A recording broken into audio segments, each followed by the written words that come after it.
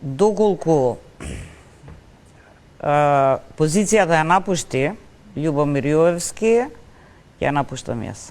Ама тој не си отиде, туку чека да стане уставен судија, а Русковски имаше полни раце работа со процеси во кои гонеше политичари, поранешни функционери, извикани имиња од бизнес и шоу елитата и беше ударна топаница во расчистување на патот на власта во борбата со неистомисленици и наместо награда на повисоко место за одработеното, доби шут од колегите по барање на низиниот колега Јовевски, без кого не можеше да се замисли како обвинител. Иако целата јавност, а не само правната фела, во упадот на собранието од 27 април 2017 не препознаа терористи, Русковска беше на иста линија со власта.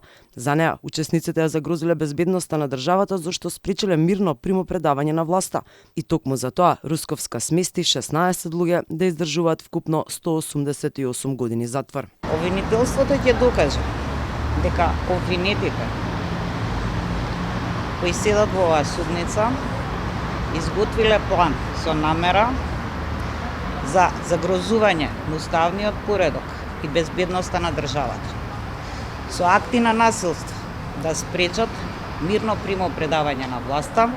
Јавноста е сведок и на аудио снимката во која обвинителката се смее и потврдува дека обвинет од 27 април го заборавила во притвор. Во гостување на една емисија пак, таа признава дека вршела селекција кој ќе биде обвинет, а кој не, за упадот во собранието. И не само 27 април, судскиот процес за кој власта јавно бараше осуда и затвор за учесниците, Вилма гонеше во Империја и рекетот на Буки 13, додека опозицијата ја обвини дека е новата Катица Јанева која работи за тогашниот премиер Зоран Заев. Тој пак на самиот почеток на низиното поставување за шефица на организиран криминал потсети на низиното работење во едно друго време во кое Вилма не му се допаѓала. Не ми се допаѓаше и мене Вилма Русковска во едно време пред 5, 7, 9 години.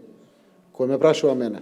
За домашниот притвор на поранешната шефица на СЕО, Катица Јанева, амбициозната Вилма отиде дотаму што судиите ќе ги тресеше од гаки. До каде е тресењето на гаки на судиите што ја пуштија Катица Јанева во домашен притвор? Низиното гонење пред Заев да дојде на власт можеби не му се допаѓало, но симпатиите наверојатно се родиле откако станале истомисленици во врска со шарената револуција. И јас бев дел од граѓаните кои беа страшно разочарани од таквата ситуација, но искрено се надевам и затоа дел од шарената револуција? Да, за тоа бев. Русковска го истрча кругот и помогна на власти на колегите да се справат со политичките неистомисленици, но не и за неа наградија. Напротив, ја казнија поради упадот кај Арафат Муареми, за кој очигледно ни на сон не смеела да го направи.